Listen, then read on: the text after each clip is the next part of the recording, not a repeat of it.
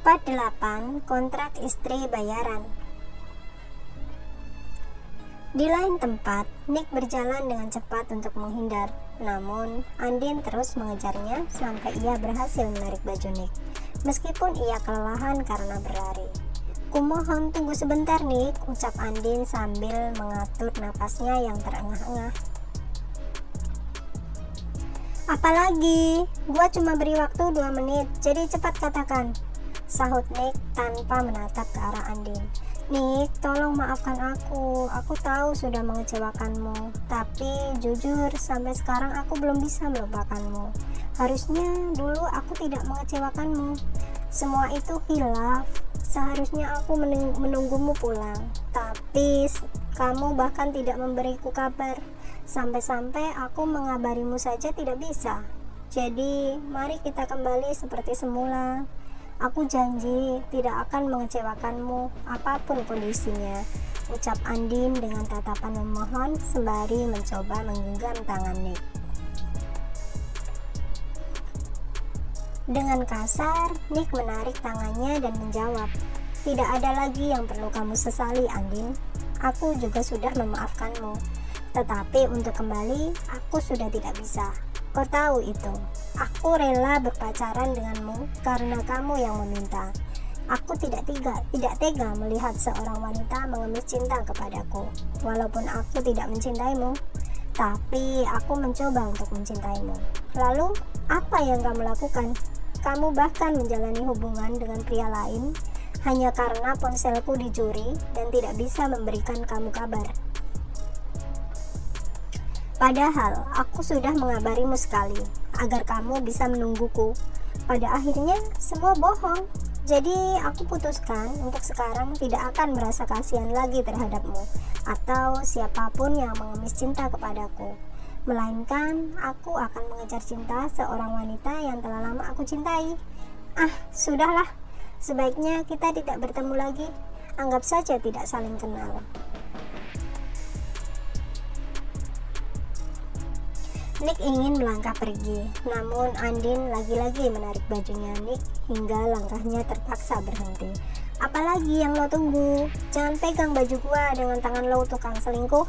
Gua nggak butuh sentuhan dari lo," bentak Nick sembari menepis tangan Andin.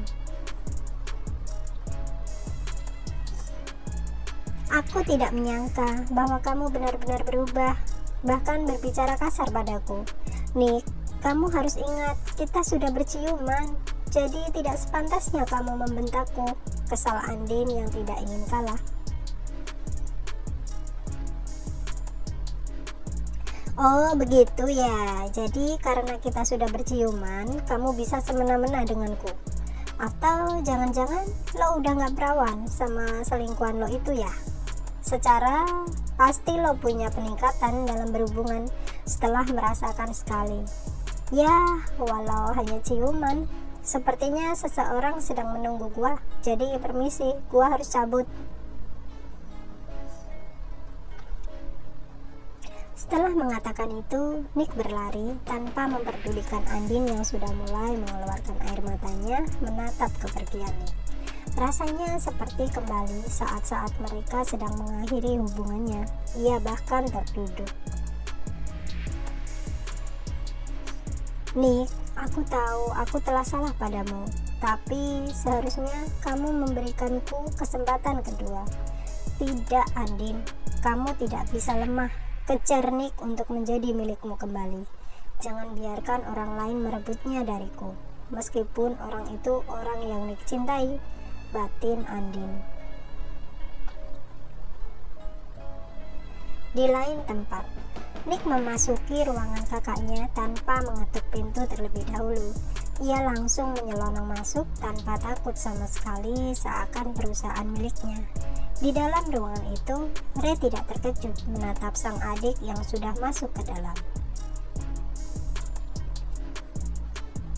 Ray lalu melemparkan salah satu kunci rumah kepadanya. Kemudian Nick berjalan di samping kakaknya untuk melihat apa yang kakaknya kerjakan. Sambil menatap Nick pun bertanya, "Oh ya kak, gua tadi ketemu sama Bianca. Jadi dia kerja di sini ya? Kok lo nggak kabari gua sih?" Tahu begini, harusnya gua pulang lebih cepat, ungkap Nick tanpa mengalihkan perhatiannya ke layar monitor. Kenapa jadi salahin orang lain? Kamu sendiri yang gak mau pulang. Oh, terus gimana sekarang? Kamu mau kerja di sini atau aku carikan perusahaan lain? Tanya Ray sembari mengetik proposal miliknya. Gua nggak mau kerja di sini, Kak. Ya, walaupun ada Bianca, tapi gua nggak mau dituntut ini itu. Mendingan gue nge-DJ aja, sambil dapat duit, terus gua bisa terhibur, sahut Nick yang langsung membuat Ray menatap aneh ke arahnya. Nge-DJ? Hey, di mana-mana orang tamat kuliah itu cari pekerjaan yang bagus. Apalagi kamu tamatan manajemen. Cocok dong kalau kamu masuk di perusahaan ini. Ngapain kamu kuliah kalau ujung-ujungnya buat kerja DJ? Aneh emang ini anak, omel Ray sembari menggeleng-gelengkan kepalanya karena keheranan. Lah, kan lo sendiri yang nyuruh gua kuliah, Kak. Aneh emang punya kakak kadang mendadak lupa ingatan, ledek Nick yang tidak ingin kalah. Itu semua buat masa depan kamu, biar kinclong. Dah serah deh, kalau kamu nggak mau kerja di perusahaan, dah sana keluar, jangan ganggu orang kerja, ketus Ray.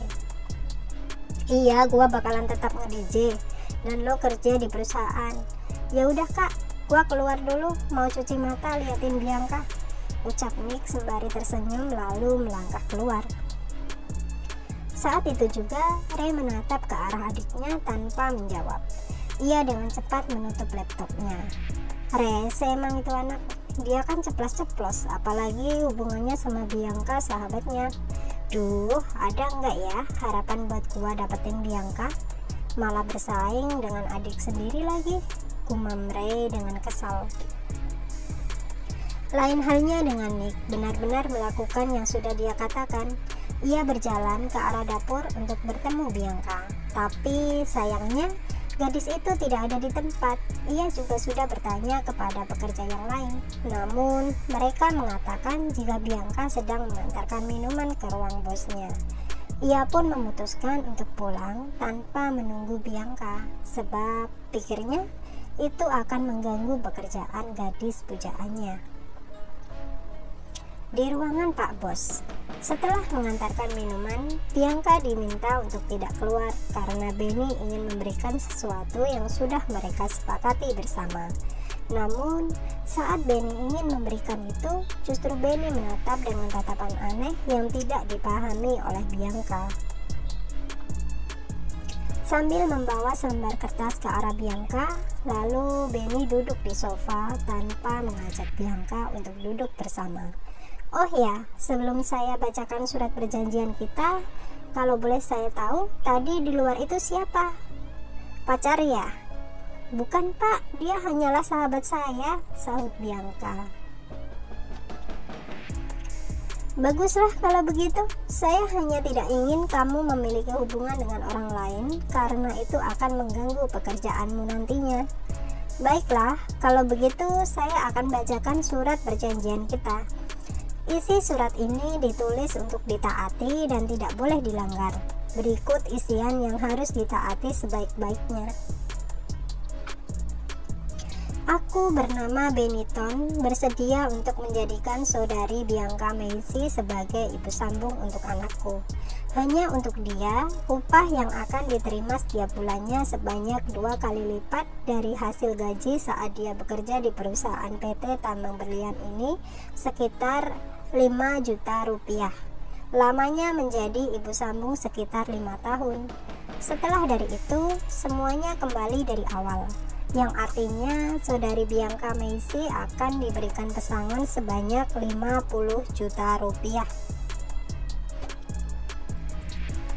Dan setelah itu, kehidupan antara kita tidak ada lagi ikatan selain perceraian dan tidak saling kenal. Demikian surat perjanjian ini dibuat. Ayo sini tanda tangan, perintah Benny sembari memberikan kertas itu. Baik Pak, Bianca langsung menyetujuinya. Duh, kalau cuma jadi ibu sambung dalam waktu lama begini, bisa-bisa mati berdiri aku. Apalagi ketampanan Pak Benny akhir-akhir ini mengganggu pikiranku. Gimana kalau sampai nanti aku jatuh cinta? Semoga saja nanti aku bisa mengendalikan kegilaan ini. Batin Bianca sembari menandatangani surat perjanjian itu. To be continued.